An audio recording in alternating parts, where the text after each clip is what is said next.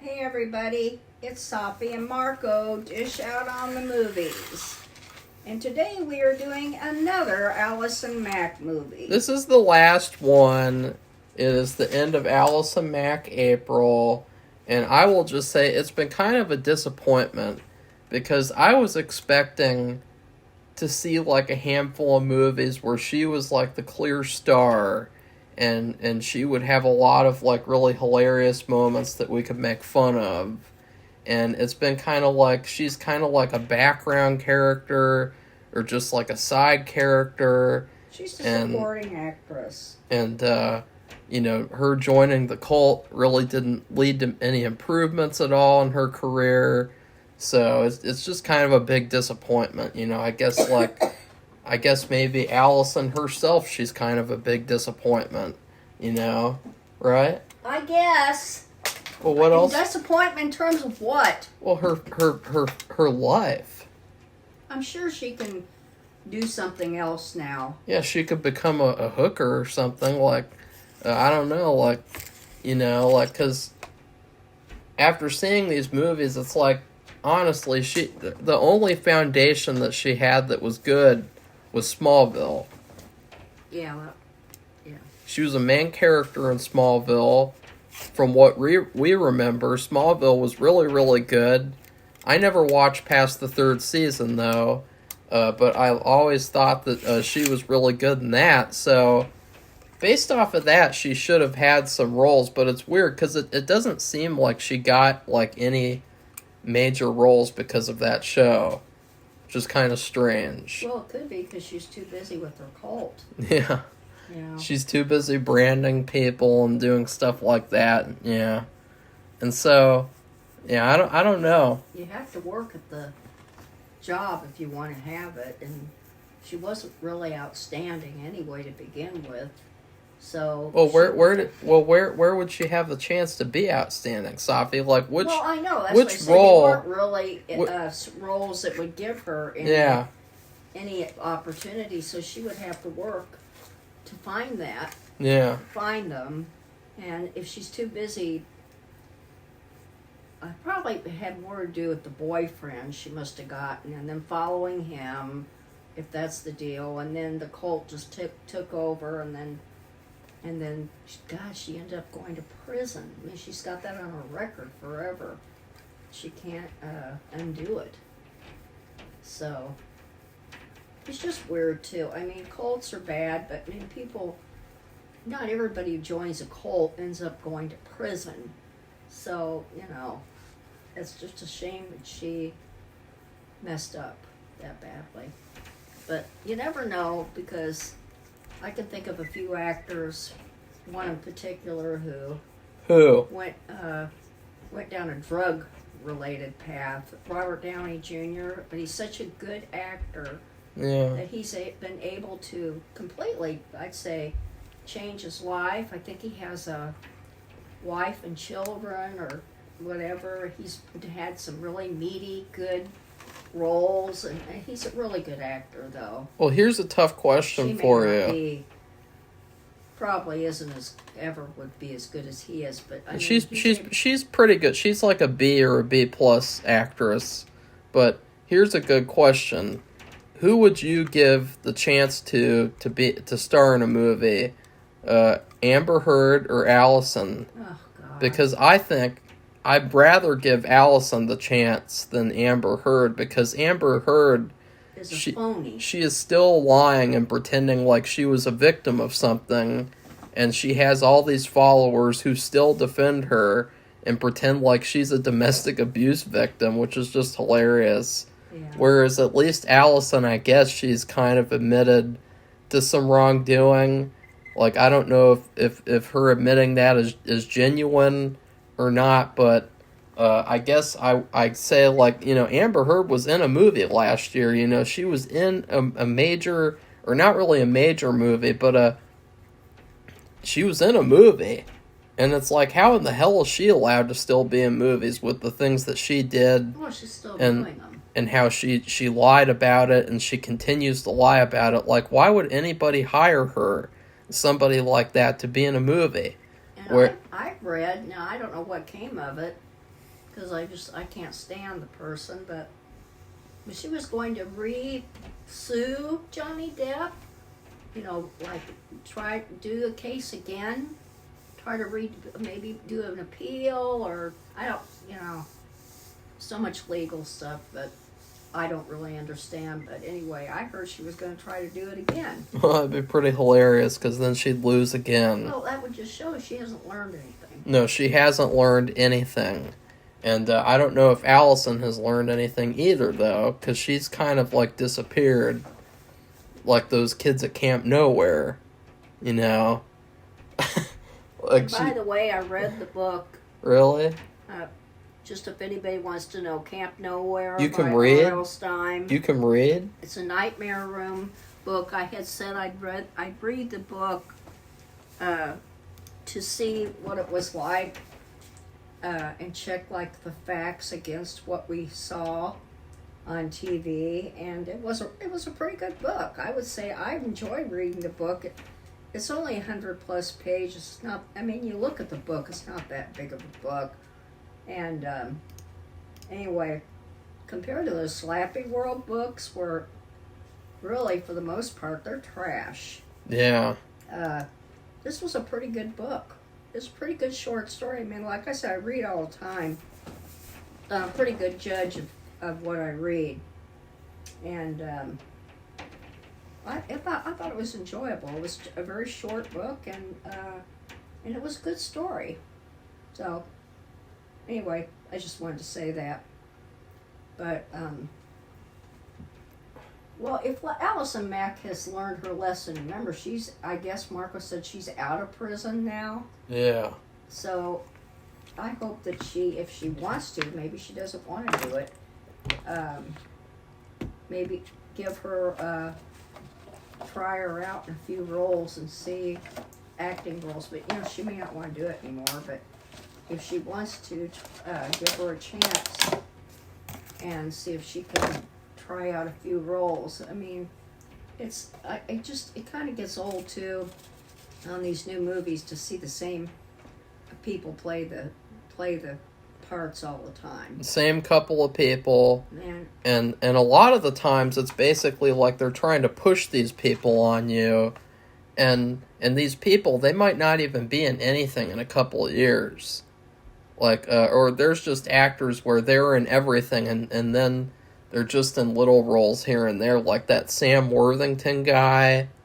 He used to be in, like, everything, and you never see him anymore except, like, here and there. And it's kind of... And I said, because it's always like, when they make a new movie now, they have a little hat. It's like a magician hat with a couple of names in it, and they just pick one of the names out of the hat, and it's like, oh, okay, that person's going to be in this movie, and that person's going to be in it too. And therefore people will see it because they like these brands. Because people in Hollywood, they're not even people anymore. They become brands. Yeah, and the Allison Mack brand has been kind of tarnished. So I guess she'd have to build up her brand, which is would be pretty tough for her. But anyways, this movie that we watched, the last movie of her Allison Mack April month, is No Dessert Dad Till You Mow the Lawn. And it's a weird title. It's a long title. It's a very bad title because it's kind of like a cutesy kids movie title, but it's so long and it's so kind of overly complicated. You have the No Dessert Dad, comma, till you mow the lawn, and then there's another comma in there. It's too... I don't think they'd ever make a movie they'd ever make a title this overly complex nowadays. Well, it was interesting. It came out in 1994, and they had several things in it that became really popular around then. Air Jordans. Air Jordan shoes, and the Polaroid camera that you take a picture and the little paper pops out, and then it has to dry, and then the picture comes into focus. That was a really popular thing back then. In fact, we wanted to. We were really when we went to East Africa to do research, the people wanted us to. They wanted to know if we had that camera, because everybody wanted those pictures. The problem is the film. Having it in that tropical environment would have been hard, and also it's expensive, and would have been impossible to get there. You would have had to bring extras, and then of course you had to store it, and so anyway, those were and then VCRs, and then of course those went out, and but all these popular things at the time, the Air Jordans, even in the that Camp Nowhere book, they mentioned Air Jordans. Yeah. So it was very popular shoe at the time. I would say in general, this movie, it looked a lot like a TV ad for like a kid's ad. Like an 80s or 90s like television ad. It didn't even really look like a movie. It didn't even really feel like a movie. It felt like an advertisement. Because the plot was all over the place. The story was really like unclear because there wasn't really. I mean, I guess it's just the typical thing of like the parents are focusing too much on work and themselves, and they don't focus enough on their children. And then at the end, they focus on their children. Well, they get lost in what they're doing. But the parents do. The movie though, it's all over the place, right? Yeah, and I really. It was almost like the Polaroid picture. It's kind of all over the place and fuzzy, and then at the end it kind of all comes together. Oh. And like a Polaroid picture, and which is a shame, but it was too long a title.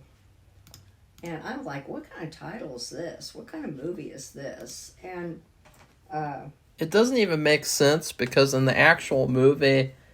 The scene that the title is referring to, the kids have lemonade out, and the dad is mowing the lawn for them, and he wants to have some lemonade, and then the boy says, "No dessert for you, Dad," and then she says, "Till you mow the lawn." And I thought, not having dessert. Yeah, that's really cringeworthy. Like, lemonade they're referring to as dessert. Like, that completely ruins the movie because, like, I don't know, like, just the way that this movie was executed was really, like, unexpected.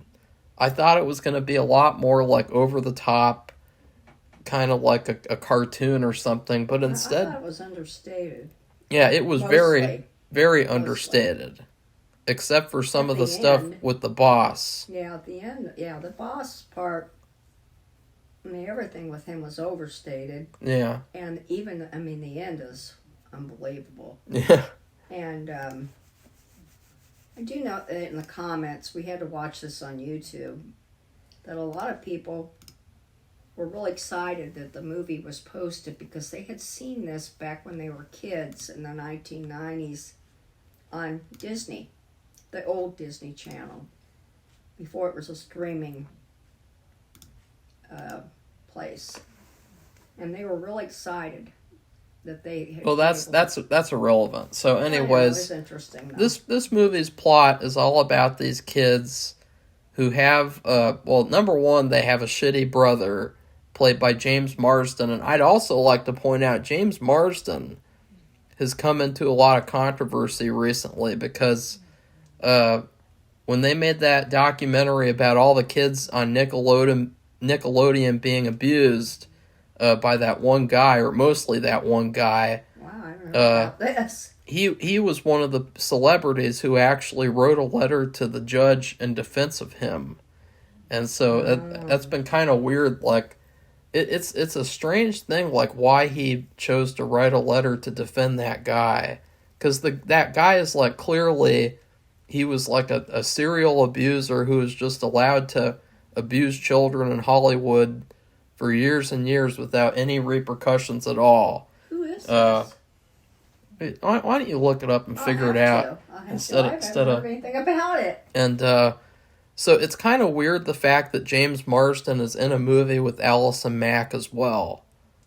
Like, I mean, I never heard about him being in this movie. And the character that he plays in this movie is just like the worst. I mean, he is like terrible. He is like a psychopath. I mean, they should have made like a true story movie where he plays like a serial killer or something. Because he would have done really well. Like, if they didn't have Christian Bale play Patrick in American Psycho, they should have gotten James Marsden. Right? I guess. I haven't seen that movie either. But what Marco reminded me of, because I thought he looked familiar, but he was such a jerk in this movie. I was thinking, like, I've never seen that guy in anything. I mean, I remember him because he was such a jerk in this movie. He's like the older brother, and he was threatening to kill the little girl's kitten. And, yeah. I mean, really bad. And he was in... oh God, that Disney movie that's with the singing and the Enchanted. princess movie. Well, I already said it. I guess you didn't hear it because you were talking. Oh, for God's But sake. he's in a lot of movies, and people really like him nowadays. But then when it was revealed, that movie. then when it was revealed that he wrote that letter, people are kind of like questioning about him. Because, you know, another person who wrote a letter to defend him, guess who it was? I have no idea. Well, remember Twin Peaks, the woman at the sheriff's station who's at the phone all the time? Her? She wrote a letter in defense of that guy to the judge in whatever case he was in. And I was like, what the hell? And guess who else? I don't know. The guy in Twin Peaks who's the motorcycle guy. You know, James. You know, the one where they said James was always cool. Oh, yeah. He wrote a letter as well. Like, really, really, really weird. I don't know what's going on with these people in Hollywood. Of people. Yeah, well, there was other people, too. And I guess that stuff is more interesting to talk about than this movie. But, like, yeah, this movie, it's very, very mid, to say the least. It's a kid's movie. And... but it's almost like 2 hours. Yeah, it went on, and I think that they kind of went overboard with the kids. What they do is their parents want to quit smoking, and they start listening to these tapes, and apparently they're prime candidates for hypnosis, and they'll just do anything. Yeah. And so they use that. They'll even join a sex cult.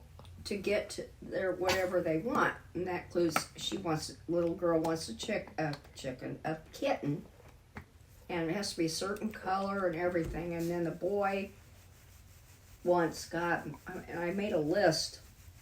He asked for a bicycle, Air Jordans, a TV, a VCR, a birthday party,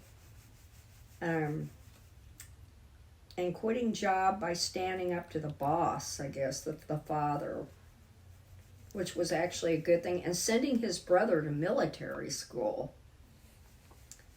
And so, I mean, that's quite a bit. And I didn't address this either. They actually spent more than they had. And it said they were going to get their house foreclosed on. And then you never heard anything more about that. I mean, it's pretty serious. Yeah. And I didn't even hear the parents talking about it. No, that was really bizarre. I mean, if you're going to get your house foreclosed on and you're going to get kicked out of your house, that's a pretty big thing. And they didn't even... Most of the movie was focused on baseball. Like, the main kid, he's on this baseball team. He wants his dad to coach his baseball team and buy the uniforms. And his dad used to play the baseball as well, but then everything ended for him suddenly. And, you know, a lot of the movie is about baseball. And it's funny because I think at this time period, there were a lot of movies and shows for kids that were based around baseball. But nowadays, it's always like about basketball. For the most part, like, you don't see really as many movies nowadays where the kids really like to play baseball. Well, I don't see many about... I've seen a lot of adult things, but I haven't seen many kid movies based around football. Well, I guess there is, but or That's- it's either that's- soccer that's because or football is gay. Well, it's not for the adults. Soccer is gay too. Base- That's just ignorant and Base stupid. Don't do baseball that. baseball is straight. I would say volleyball is straight, and but football and soccer are gay. Well, So- football is probably the most popular sport in the United States. Well, so and I then don't and know then what you're and then talking about. and then diversity and Taylor Swift ruined it. No, and so anyways, she didn't. She did. And No, Marco. anyways, this movie, back to the movie. I don't know, like this movie, it was just all over the place. Like 1 minute, it was all about the brother trying to find out what was going on, and then 1 minute, it was all about the father and his job, and 1 minute, it was all about like the sister a little bit and her kitten and everything, I guess. But like Not very much though. the movie really didn't feel like it had a main focus. It just felt all over the place. It felt a bit like a TV show. Like this was a extended pilot for a TV show about a really generic family in the 90s. Yeah, it could have been made. I could see it as a TV show. Yeah. And every week it's the latest thing with the hypnosis. Yeah. What kind of tears it all down is, number one, the brother who's at military school and wants to come home, he was shining all these boots because he got in trouble and they were just constantly picking on him. But he is a bad boy. But anyway, he was watching a movie about hypnosis. Yeah, but I will say, before you get on with that, I did feel bad for him being put into military school because they were abusive. because of them hypnotizing their parents. Yeah, I didn't like that either. I thought, like, he was the villain in this movie up to that point, but as soon as he got put in that abusive military school, I was totally like, yeah, I hope that he gets home and he gets back at these little shitheads for doing that to him. He does a little bit, but what happened was he had set it up before all this he even knew about, when he was living there, before all the stuff about the hypnosis came out and how they were using it. He wanted to get back at his brother, and he blew up a porta potty that was at the neighbors or something, and somehow set it up to make it look like that the brother Tyler did it, and he didn't. And then they found out at the end that there was a cherry bomb. It was blown up by cherry bombs, and the mother opened this package that came in the mail, and there were cherry bombs inside a book. They were hidden in there. So, and I guess it was addressed to Tyler. I don't know. I never did see that. They didn't show that.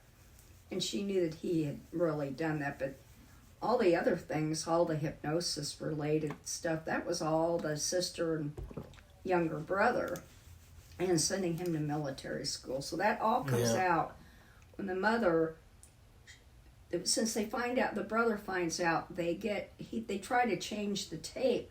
And I guess she puts it in while she's driving, and she starts getting in a trance, and she has a terrible car accident. But then that's revealed to be a good thing, because she was in such a relaxed state that she was not really injured very much. Yeah. So the whole movie, I guess, is kind of like a pro-hypnosis advertisement as well.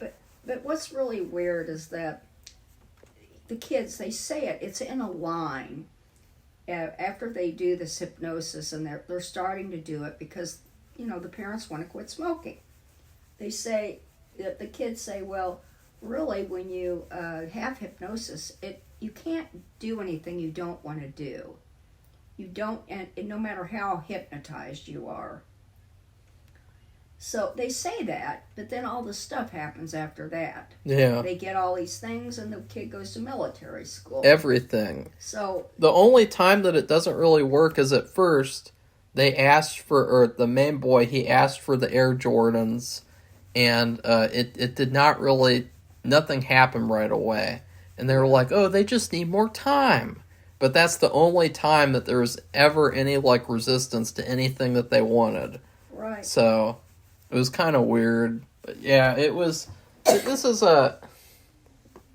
It's a really, like, tame kids movie that you could watch, like, but there's not really much else to say for me. Like, there were a couple of lines that I got, like, Allison Mack asked her mom if she could have a black laced bra, and her mom said, "When you have something to put in it." And then there was another point later in the movie when, for some reason, the dads work, they were obsessed with playing paintball. Yeah, I thought that was weird. And that should have been cut out of the movie. The boss. The boss and the dad and the kid were having an argument at this tournament, and it's really hilarious because then the dad and the boss both get shot, and so they basically lose the tournament. Right. And the boss is like, "A girl? I've been hit by a girl?" Marco, you don't have to be so funny. That's how he says it, Safi. I have to do an accurate representation of what's going on in the movie. Okay. And another funny thing about that is the fact that, or about this movie, is that the boss, I kept on thinking, like, the boss in this movie, he seems very familiar. Well, he is actually the father of Ferris Bueller in Ferris Bueller's Day Off. And if you didn't recognize, and I know my first name is Steven, the mother in that movie was Ferris Bueller's mother. So Allison Mack was in a movie with both the dad and the mom from Ferris Bueller. What do you think of that? That's funny. Now, actually, there's two bosses. That's the middle boss, and then there's a big boss over everybody. And, Yeah. in fact, that's how he does quit. The father does quit his job because the son, or the middle boss, threatens his son. And he doesn't like that, and then he quits, and in the end, the big boss hires him back and gives him all the things that he wants, like a raise and about 10 other things that he asked for. So, and I don't know, when they're at the paintball tournament, and the boss threatens the son, and then he quits. I don't know if that was something that was inputted in, from this hypnosis, or he just on his own decided to quit at that time. I think it was hypnosis, because later on, the dad was listing off all the things that happened because of that. Right. And I think one of the things that he mentioned was quitting. Well, it says, So, I wrote down a list of stuff. Quitting job by standing up to the boss. it's right there. Yeah, I guess so. God, Safi, you couldn't even read your own notes. Well, no, I could read it. It's just the fact that the circumstances don't match. I don't know. It's not. It doesn't match the way he usually. He stood up to him. The boss was putting hands on his own son. Yeah. That's a no-no. That guy should have. Part of He should have gotten in trouble for that. Honestly, like, that was kind of just brushed over. But if any boss put their hands on a child or on the son of someone who's working for them, I don't care who they are, they get in trouble for that. Yeah. Get in big trouble. So that's why I'm saying I'm not totally sure if it was the inputting from the hypnosis. So, because of that thing, of actually laying his hands on his son. So, anyway, well, it's just a kind of a pleasant. It's almost like, but it was rather long. But to me, it was kind of long, and it seemed like an afternoon movie. They used to have these. They called them after-school specials. Of course, that wasn't on Disney. That was on just the regular network channel. I don't know which one. CBS, NBC, ABC. I have no idea which one, but it was kind of like an after-school special, although it was kind of long. I don't know if it would have been an after-school. That means it would have been on at 3 or 3:30. So, in a sense, it was almost like 2 hours. Yeah. I don't know. It might have it might have been too long for an after-school special, but that's what it had the feel of. Yeah. So, it wasn't bad. I mean, we have seen so much worse. Yeah. But it was, like I said, it was like the Polaroid picture that you take, the paper slides out of the camera, and there's nothing there. I mean, it's all out of focus, and then it starts coming into focus.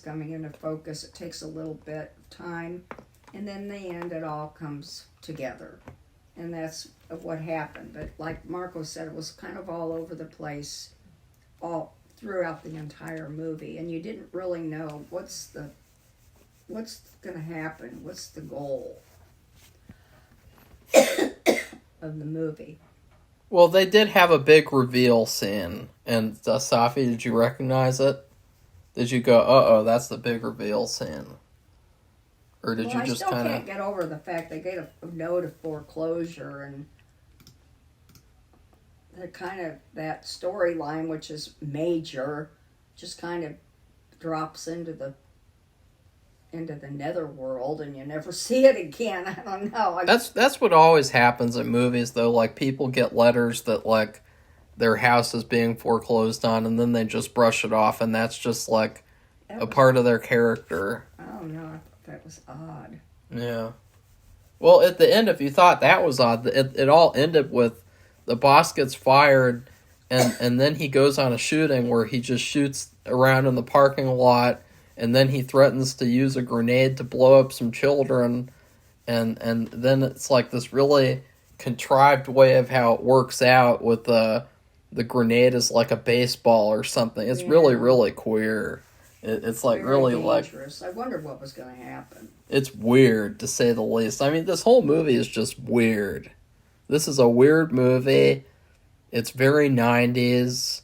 It's very... I guess, like, a lot of kids probably liked it. They did. But, I don't know. I mean, I wouldn't probably watch it again. I'd rather watch Camp Nowhere, either the movie or the TV show episode, you know. Yeah. Right? Well, I'd rather read the book, but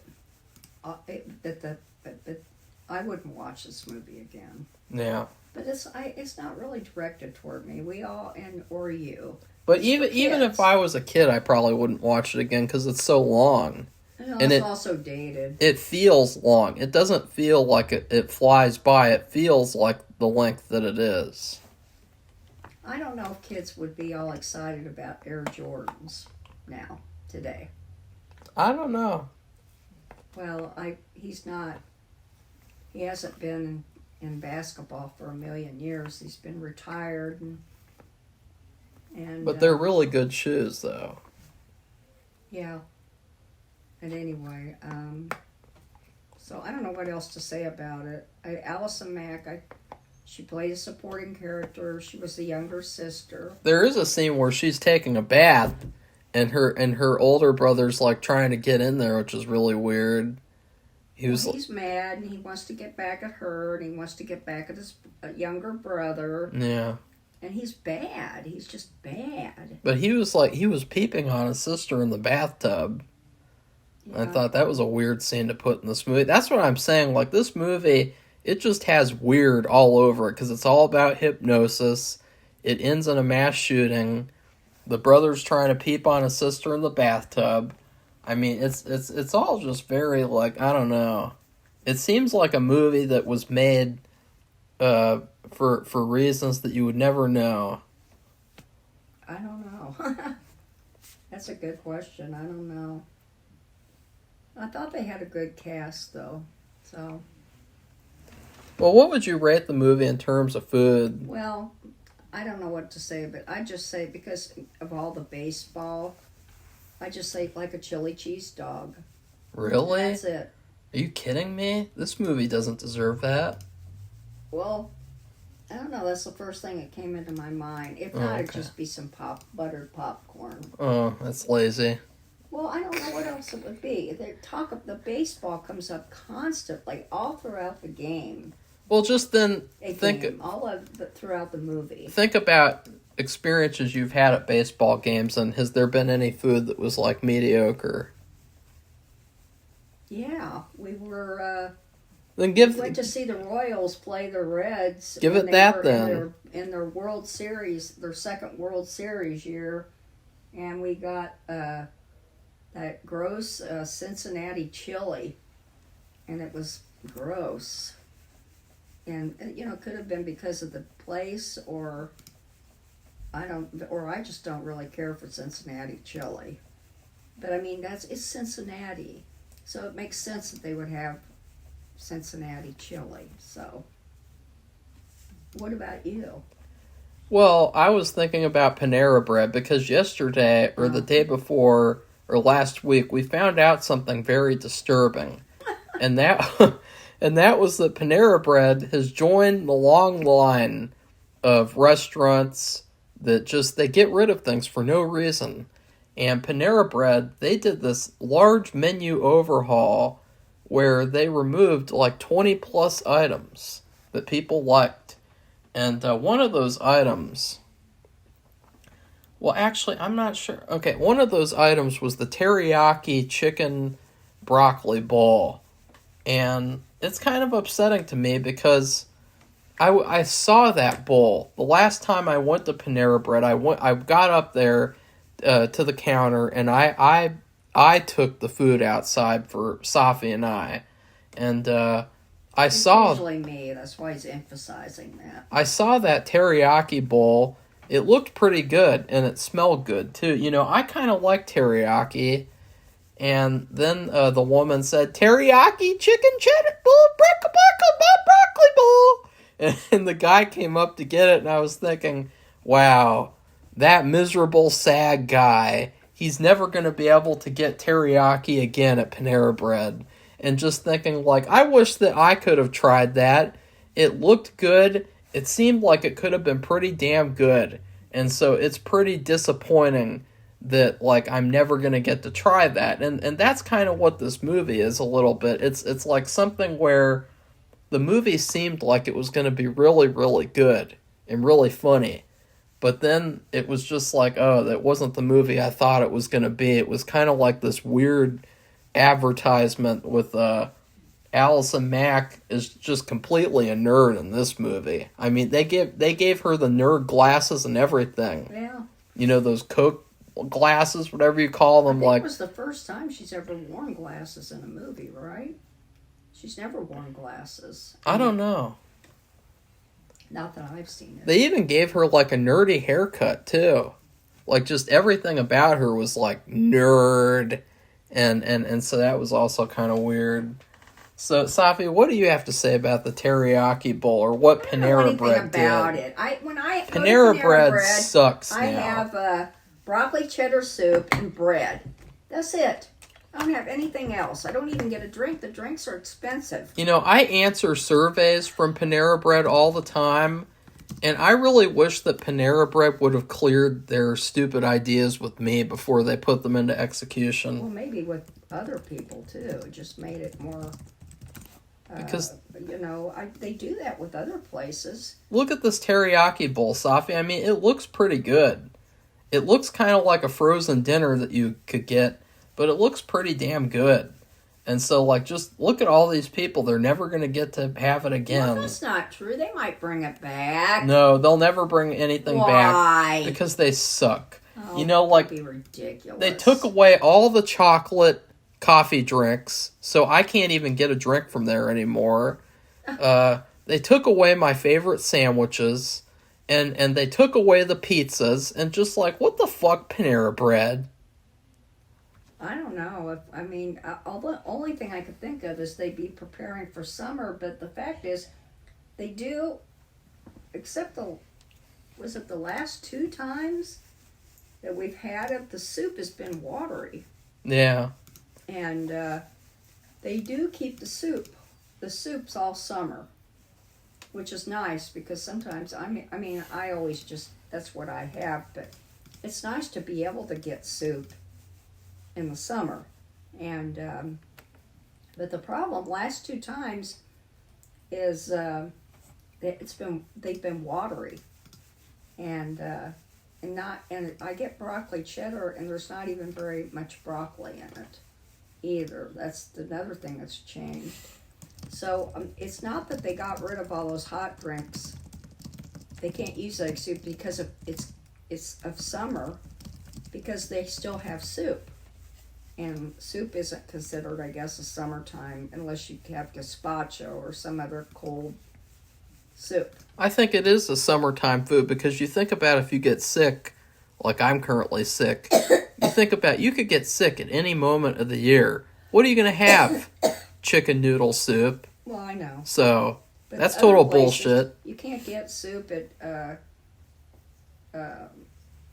what is it? The sandwich, yellow, the sandwich place. Yellow. You can't get, Subway. Subway. They have terrible broccoli cheddar soup. It's basically like a salt bomb, but they only sell it in the winter. yeah, So if only you sell soup in the winter. if you want to have salt bomb soup, you can only get it in the winter And then at also Subway. at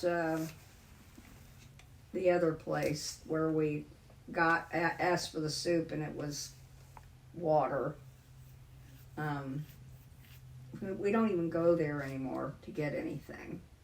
We used to give it a chance every so often. Yeah, Tim Hortons used to have soup, and now they don't anymore. They just took all the good stuff off their menu, and now all they have are like donuts and coffee. And so no one ever goes there anymore like they used to. It's Well, pretty at least not hilarious. around here. Like Tim Hortons is like the biggest failure in restaurant history. Like Here, their broccoli cheddar soup was like the greatest thing ever. it was really good, and they would stop serving. Yeah. They stopped serving it, and then it was summertime, but that's why I said Panera Bread has been the only place to serve soup in the summer, which I appreciate. But so you can't really say they got rid of all their coffee drinks because of the summer when they have soup. So I don't get it. What? Okay, that didn't make any sense Okay, at so all. it did make sense. So what did you rate it? I didn't. I already said the teriyaki chicken bowl. I said that the elimination of this it. this movie seemed like it was gonna be like really really good, like the teriyaki chicken bowl. But then when I finally watched the movie, it's like, it's not the movie I thought it was gonna be. It's something completely different. It's very mediocre. I don't know how we even spent 40 minutes talking about it. That's just the way it goes. So anyway, if you like this video, give it a thumbs up and become one of our subscribers. And goodbye, everybody. Bye!